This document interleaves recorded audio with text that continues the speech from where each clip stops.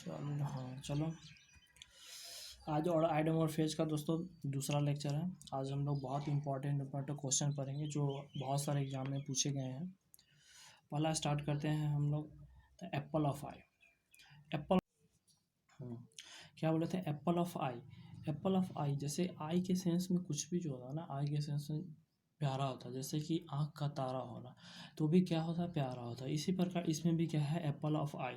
Apple of eye का क्या मतलब हो जाएगा? माने इस सेंस में भी होगा दुलारा या प्यारा होना। तो जैसे इसका होता है एप्पल ऑफ आई, क्या क्या लिखा? दुलारा या प्यारा होना, ठीक ना। एप्पल ऑफ आई मतलब क्या होता है? दुलारा या प्यारा होना। जैसे एग्जांपल में देख लेते हैं कि mister Sinha son is the apple of her eyes. Mister Sinha का जो बेटा है उनका क्या है? बहुत ही दुलारा या प्यारा है, ठीक। इस टाइप का एप्पल ऑफ आई। एक होता है एप्पल ऑफ डिस्कॉर्ड। डिस्कॉर्ड मतलब होता है, डिस्कॉर्ड मतलब होता है झगड़ना होता है, समझे। डिस्कॉर्ड मतलब होता है झगड़ना। और एप्पल क्या है? एक चीज़ है या वस्तु है, ठीक ना। एप्पल है, क्या चीज़ है? तो एप्पल ऑफ डिस्कॉर्ड माने एप्पल जो है वो झगड़े की वस्तु है, ठीक ना। एप्पल यहाँ है तो इसका क्या होता है? एप्पल ऑफ डिस्कॉर्ड का मतलब होता है झगड़े की वस्तु। इसका क्या होता है मतलब? झगड़े की वस्तु। लिख देते हैं झगड़े की वस्तु। एप्पल क्या है? झगड़े की वस्तु, यानी इसका मतलब हो गया तो एप्पल ऑफ डिस्कॉर्ड क्या होता है? झगड़े की वस्तु। यहाँ पे एक एग्जाम्पल देते हैं, Kashmir is the apple of Discord between India and Pakistan. Kashmir क्या है?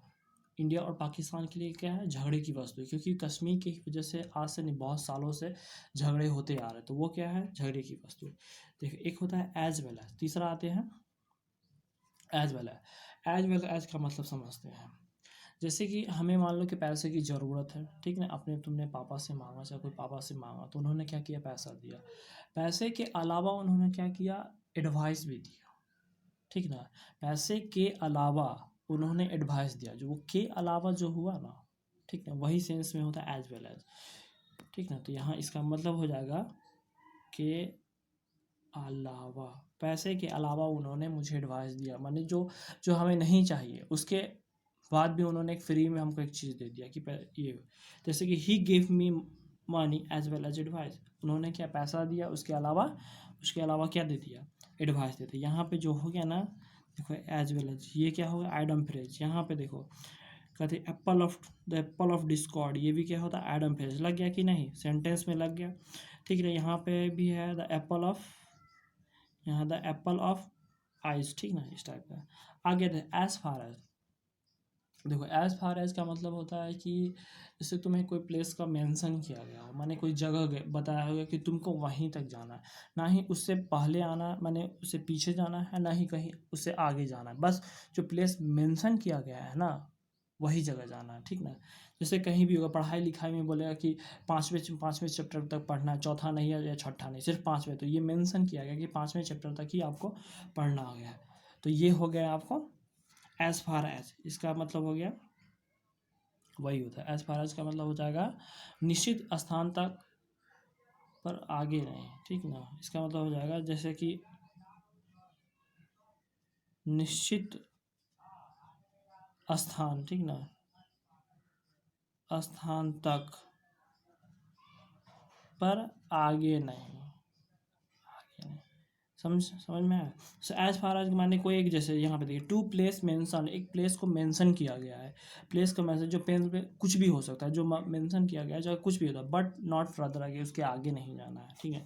एक होता है एज फार बैक एज। देखो एज फार बैक एज का मतलब यहाँ पे था कि एज फार एज माने जो जगह मेंशन किया वहाँ तक जाना है।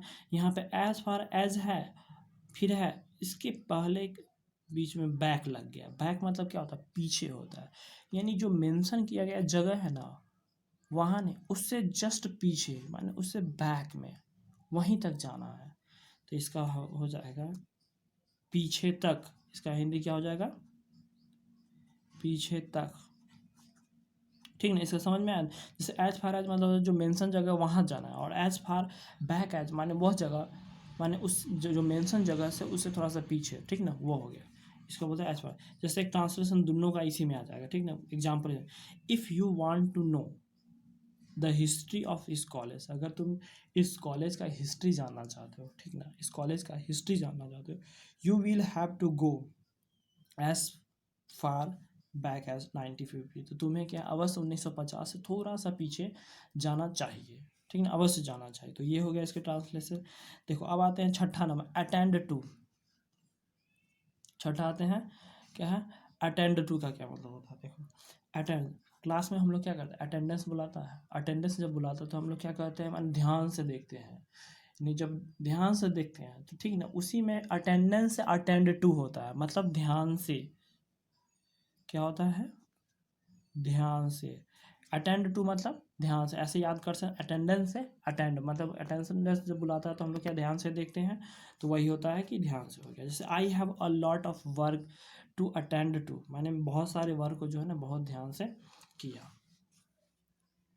अब आते हैं duty, duty bound. Duty bound का क्या मतलब होता है, देखो ड्यूटी बाउंड का मतलब होता है कि जैसे कि हम कोई काम कर रहे हैं, ड्यूटी मतलब क्या होता है, कार्य होता है, कार्य होता है।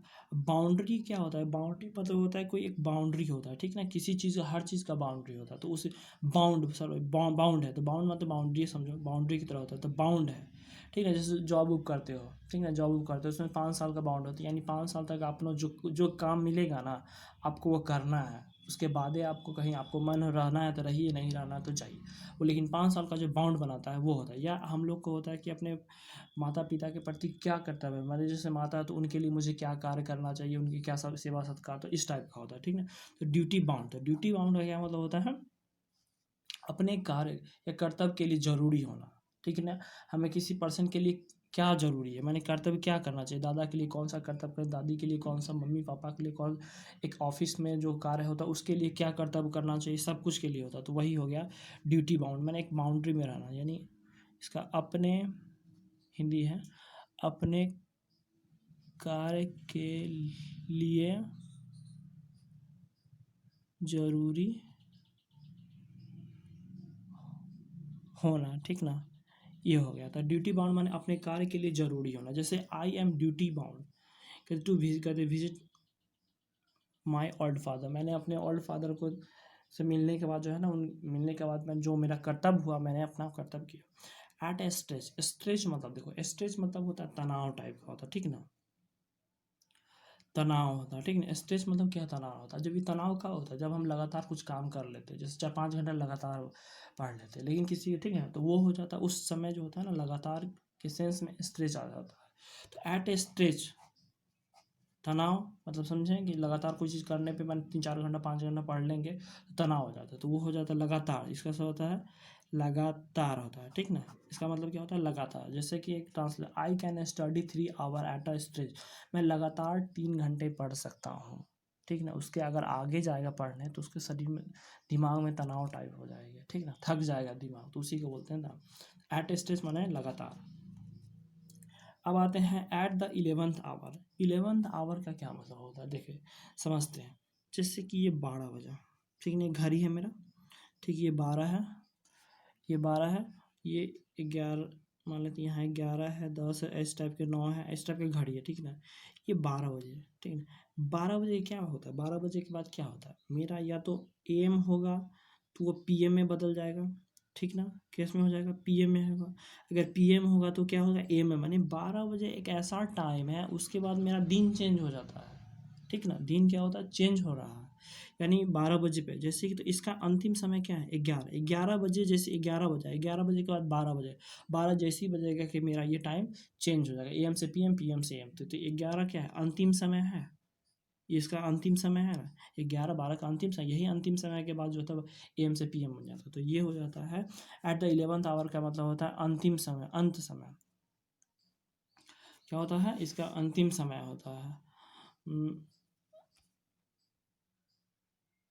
अंतिम समय या क्षण लिखो, क्षण, अंतिम क्षण में। जैसे कि एग्जांपल दे, the patient went to the doctor at the 11th hour, patient जो होता है वो डॉक्टर के पास गया, क्या कब गया, अंतिम क्षण में गया, अंतिम क्षण, अगर वो थोड़ा सा और लेट होता, मैं थोड़ा सा जैसे कि घड़ी से थोड़ा सा इधर और जाते, 12 से थोड़ा सा और जाते, तो क्या होता है, एम से चेंज हो जाता। मैंने वही होता है कि अगर वो थोड़ा सा और लेट जाता तो क्या हो, ज़िंदगी में वो जी रहा था, उसके बाद वो मरने के कंडीशन में आ जाएगा।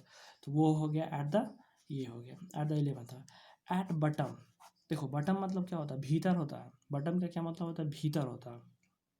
एट मतलब से, यानी भीतर से, इसका मतलब भीतर, और एट माने से होता है, यानी भीतर से। भीतर से, जैसे कोई भी व्यक्ति जो होता है ना, ऊपर से कुछ होता है लेकिन अंदर भीतर से कुछ और होता है। जैसे he is a very helping man at bottom, माने अंदर से। देखो ये क्या है, अंदर से क्या है, बहुत ही हेल्पिंग नेचर। एक बार रिवाइज कर लेते हैं। जैसे एप्पल ऑफ आई माने दुलारा या प्यारा होना, ठीक ना, जो आँख का जो भी होता है वो। तो एप्पल ऑफ डिस्कॉर्ड, डिस्कॉर्ड मतलब होता है झगड़े की वस्तु, ठीक ना, एप्पल, ठीक ना। एप्पल क्या है, झगड़े की वस्तु है, तो झगड़े की वस्तु है। जैसे कश्मीर जो है एप्पल ऑफ डिस्कॉर्ड है। या एज वेल मैंने के अलावा, माने किसी से तुमने पैसा मांगा, उसके अलावा उसने क्या एडवाइस भी दे दिया, तो के अलावा उस सेंस में आता है ना, तो वो हो गया। जैसे ही गिव में, तो ये अलावा हो गया। एज फार एज माने होता है कि निश्चित स्थान तक ही जाना, उससे आगे नहीं जाना है। एज फार बैक एज, एक निश्चित स्थान, उससे थोड़ा सा पीछे जाना, पीछे तक ही रहना है, तो एज फार बैक एज होता है, ठीक ना।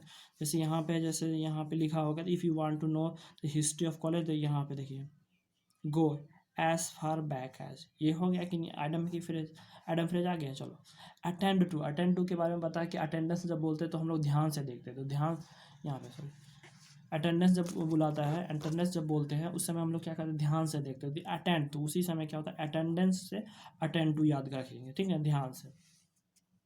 ड्यूटी बाउंड माने, ड्यूटी बाउंड का मतलब होता है कि जैसे जो जिस क्षेत्र में हूँ, मेरा वहाँ पे काम करने का क्या कर्तव्य है, उस कर्तव्य में ही रह के हम काम करें। जैसे अपने का, जैसे दादा के साथ मेरा क्या कर्तव्य है, सेवा सत्कार करना, तो उस टाइप है, ठीक ना।